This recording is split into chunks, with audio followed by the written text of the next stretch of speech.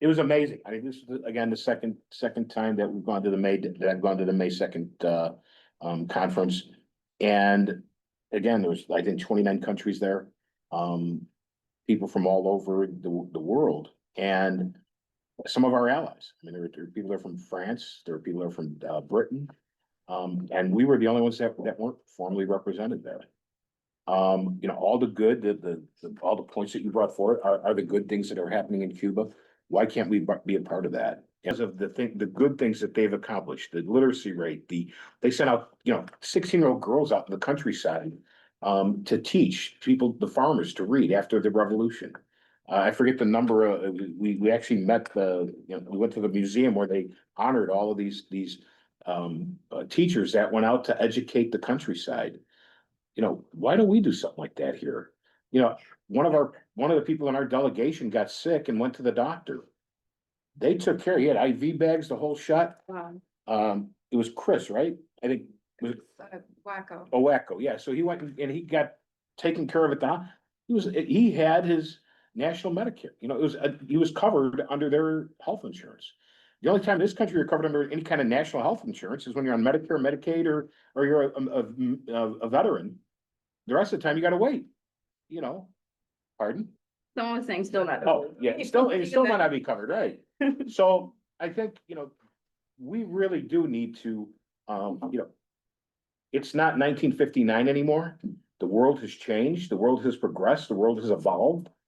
I think I'm speaking to the choir here, but I think we really do need to put that pressure on our government to say enough is enough. We're willing to give Putin the benefit of the doubt. Why can't we do that for Cuba? So. Yes, anything international? International. One of the things that I think the Consejo also showed, is that there's solidarity amongst people that represent different nations. I think that we not only have Mexicans, we had Palestinians, we had Filipinos, so that in our work in the Consejo, it's already a natural internationalist organization. That I think that at one point or another, we need to bring these kinds of issues like Cuba, to bodies like the Consejo to begin to organize. It's been a long time. Not only that, but I think that I want to go back to a little bit about learning from what was happening in Cuba.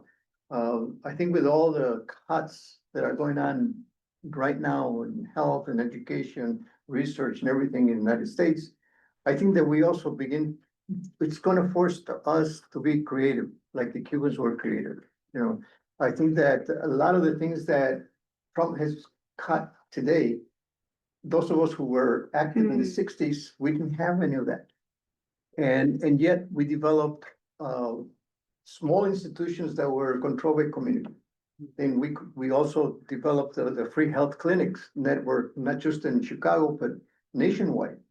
And the government had to respond to something like that. And I think that was a good example, that came from Cuba. I think that Trump, with all the cuts in education and not being able to have subjects that develop critical thinking in our students, I think, okay, so if he wants to take it out of the schools, I think that also in the 60s, we developed what we call alternative schools, where volunteer teachers were teaching the subjects that we could not teach in the regular school. So I think that in a sense, we have to go back also, and not only lament, the fact that Trump is cutting all these resources, but be creative again, as we were, 50, 60 years ago. And I think that Cuba is a very good example of that. And so for that reason, I think that we need to bring the whole issue of Cuba much more to our communities and not